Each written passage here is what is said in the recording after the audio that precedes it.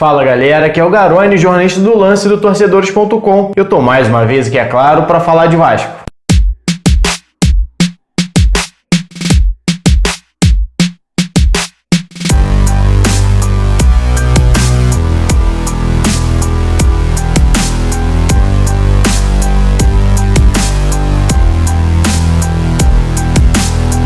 No último dia 21 de abril, completou 16 anos da morte de Tele Santana, um dos maiores técnicos da história do futebol brasileiro. Inclusive, muita gente fez matéria sobre ele, fez vídeo falando da trajetória, da carreira do Tele Santana. Inclusive, a Sport TV estava mostrando, reprisando alguns jogos da Copa do Mundo de 1982, que para muita gente foi a grande seleção brasileira depois de 70, ou para alguns até no mesmo nível da de 70, só que não venceu a Copa do Mundo e que era comandada pelo grande Tele Santana. O que pouca gente falou, talvez ninguém tenha dito, é que Tele Santana também teve uma passagem pelo Vasco e não foi como treinador não. E é essa história que eu trago para vocês aqui no vídeo de hoje.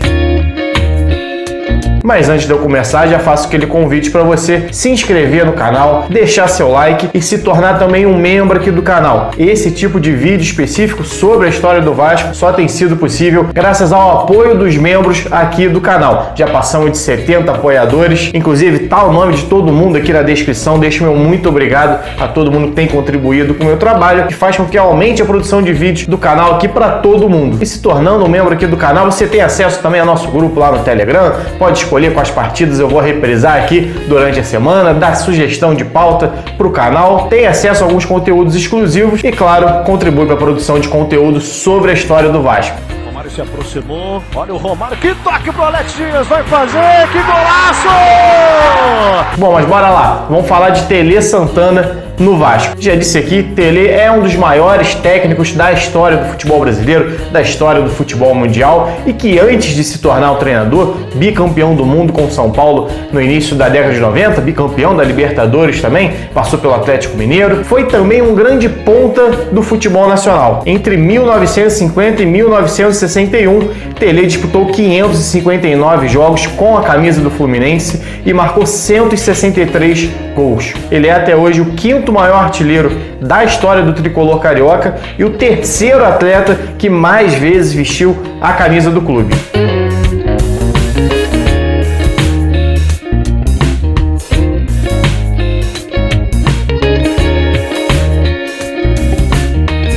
Mas depois de uma década nas Laranjeiras, Tele deixou o clube e se transferiu para o Guarani em 1962, já com 30 anos de idade. Naquela época, o jogador não tinha uma carreira tão longa como tem hoje. Hoje, pra gente é normal ver jogador com 38, 39, até 40 anos de idade, dependendo da posição dele, ainda atuando. Naquela época, com 30 anos, já era considerado um veterano, um jogador muito perto de encerrar a carreira. Ele passou pelo Guarani, pelo Madureira e em 1963 chegou a anunciar a sua aposentadoria dos gramados, mas voltou atrás, fez mais alguns jogos pelo tricolor suburbano, mas no início de 64 decidiu parar. Aí você me pergunta, pô galera, você falou que ele jogou no Vasco, como assim decidiu parar? Pois é, Tele parou de jogar profissionalmente, assumiu um cargo de assessor na ADEG, na FUGAP, seria mais ou menos a SUDERJ de hoje em dia, a Secretaria de Esportes do Rio de Janeiro, que tinham montado ali um setor exatamente para contar com esses veteranos. Não só o Tele, como Ademir Menezes, por exemplo, o ídolo do Vasco, um dos maiores artilheiros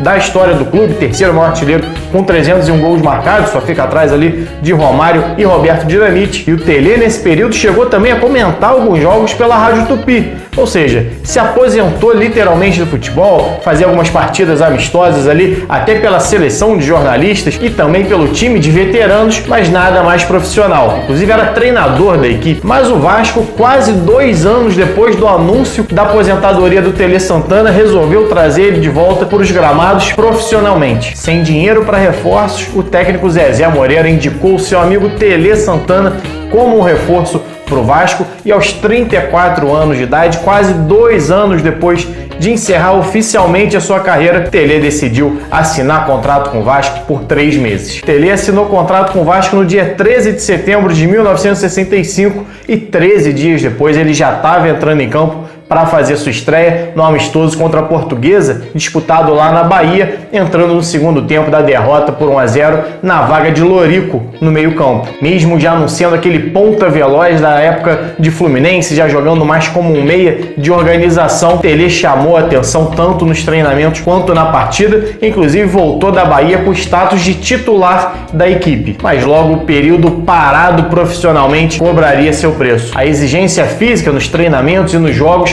era completamente diferente das peladas que Tele veio disputando nos últimos anos e ele não conseguiu ter nenhuma sequência de jogos com a camisa do Vasco, sofrendo constantemente com lesões. Após estrear em 26 de setembro, Tele ficou 1 mês e meio parado sem conseguir disputar nenhuma partida, voltava aos treinamentos, sentia lesão novamente e era poupado até ganhar uma nova chance em 14 de novembro contra outra portuguesa, a Carioca, pelo Campeonato Estadual. E Tele mais uma vez foi bem, dessa vez jogando como titular, marcou o 3º gol na vitória por 3-1, sendo aquele o seu único gol com a camisa vascaína. Vitória, grande atuação de Tele, gol, mais uma nova lesão. Infelizmente, a última de Tele, encerrando definitivamente a sua carreira como jogador e a sua passagem por São Januário.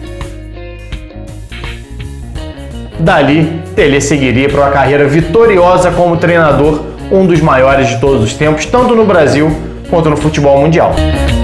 E aí, você sabia dessa passagem do Tele pelo Vasco? Não? Então se inscreve aqui no canal para ver outros vídeos como esse, deixa seu like se você gostou das notícias, da informação que eu trouxe para vocês e, como eu já disse no início, vire um membro para ajudar na produção de mais conteúdos como esse. Saudações e até a próxima!